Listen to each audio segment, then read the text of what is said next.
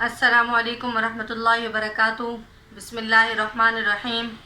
آج ہم سورہ ضحیٰ کو ترجمے اور تفسیر کے ساتھ پڑھیں گے۔ سورہ ضحیٰ میں آپ صلی اللہ علیہ وسلم کی سیرت کے متعلق بیان کیا گیا ہے۔ سورہ ضحیٰ یہ مکے میں نازل ہوئی اور اس کی 11 آیتیں ہیں اور 1 رکوع ہے۔ اب ہم شروع کرتے ہیں۔ بسم اللہ الرحمن الرحیم۔ والضحیٰ واللیل اذا سجی، قسم دھوپ چڑھتے وقت کی اور رات کی جب چھا جائے۔ ما ودعک ربک وما قلی، نہ رخصت کر دیا تجھ کو تیرے رب نے اور نہ بیزار ہوا۔ وللآخرۃ خیر لک من الاولی، اور البتہ پچھلی بہتر ہے، پچھلی یعنی آخرت بہتر ہے تجھ کو پہلی یعنی دنیا سے۔ وَلَسَوْفَ يُعْطِيكَ رَبُّكَ فَتَرْضَىٰ، اور آگے دے گا تجھ کو تیرا رب پھر تو راضی ہو جائے گا۔ الم یجدک یتیما فآویٰ، بھلا نہیں پایا تجھ کو یتیم پھر جگا دی۔ ووجدک ضالا فہدیٰ، اور پایا تجھ کو بھٹکتا پھر راہ دی۔ ووجدک عائلا فأغنیٰ، اور پایا تجھ کو مفلس پھر بے پرواہ یعنی غنی کر دیا۔ فأما الیتیم فلا تقہر، سو جو یتیم ہو اس کو مت دبا یعنی مت ڈانٹ۔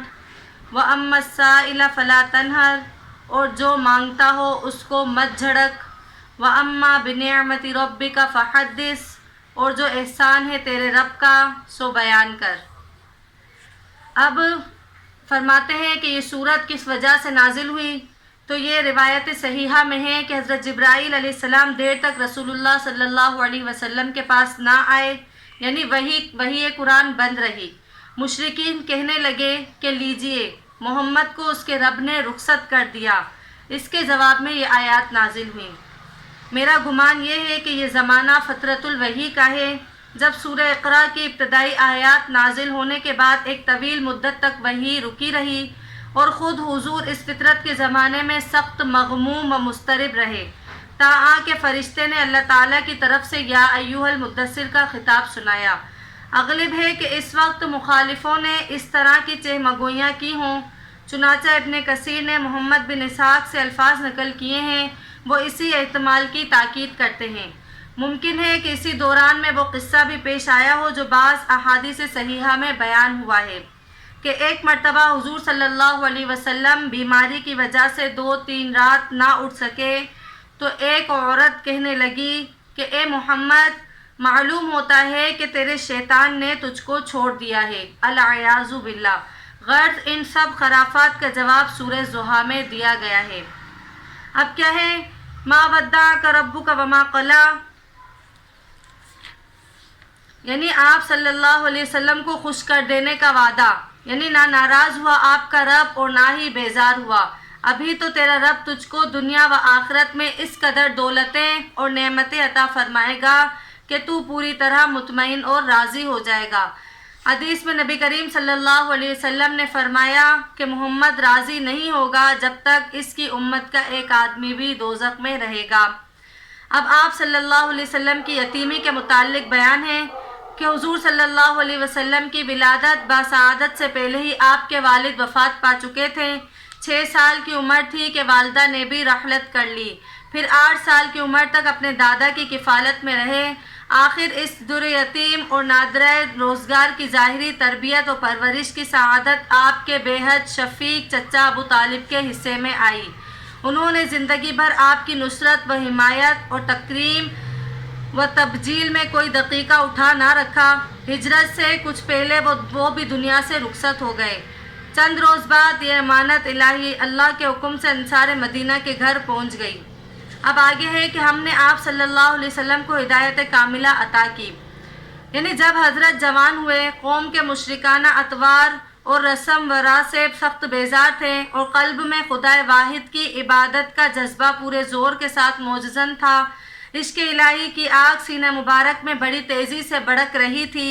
وصول اللہ اور ہدایت خلق کی اس اکمل ترین استعداد کا چشمہ جو تمام عالم سے بڑھ کر نفس قدسی میں ودیعت کیا گیا تھا، اندر ہی اندر جوش مارتا تھا، لیکن صاف کھلا ہوا راستہ و مفصل دستور عمل بظاہر دکھائی نہ دیتا تھا۔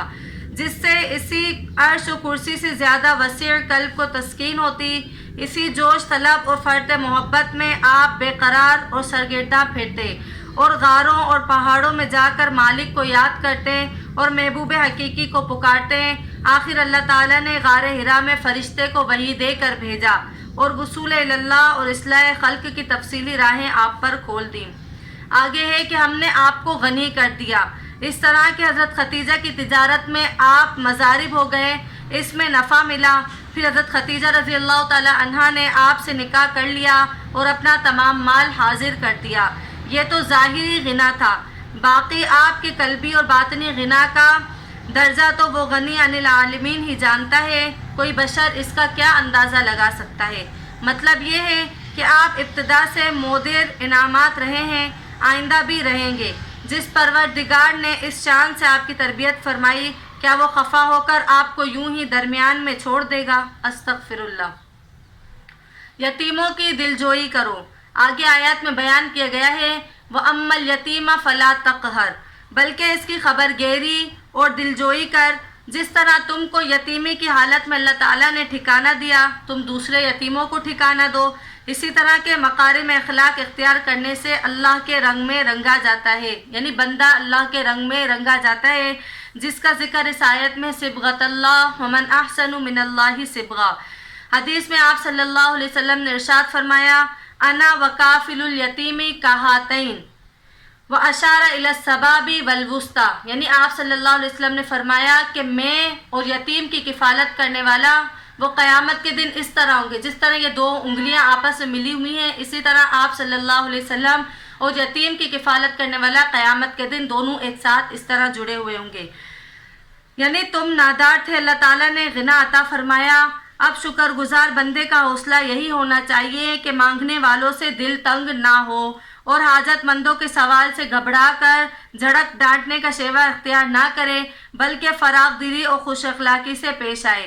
احادیث میں سائلین کے مقابلے پر آپ کی وسعت اخلاقی کے جو قصے منقول ہیں، وہ بڑے سے بڑے مخالف کو آپ کے اخلاق کا گرویدہ بنا دیتے ہیں۔ اللہ کے احسانات کی تدبیر کیجیے۔ وَأَمَّا بِنِعْمَةِ رَبِّكَ فَحَدِّثْ، محسن کے احسانات کا بنیت شکر گزاری چرچا کرنا شرعاً محمود ہے، لہذا جو انعامات اللہ تعالیٰ نے آپ پر فرمائے ان کو بیان کیجیے، خصوصاً وہ نعمت ہدایت جس کا ذکر وَوَجَدَكَ ضَالًّا فَہَدَىٰ میں ہوا۔ اس کا لوگوں میں پھیلانا اور کھول کھول کر بیان کرنا تو آپ کا فرض منصبی ہے۔ شاید آپ کے ارشادات وغیرہ کو جو حدیث کہا جاتا ہے وہ اسی لفظ فحدث سے لیا گیا ہو، واللہ اعلم۔ جزاک اللہ۔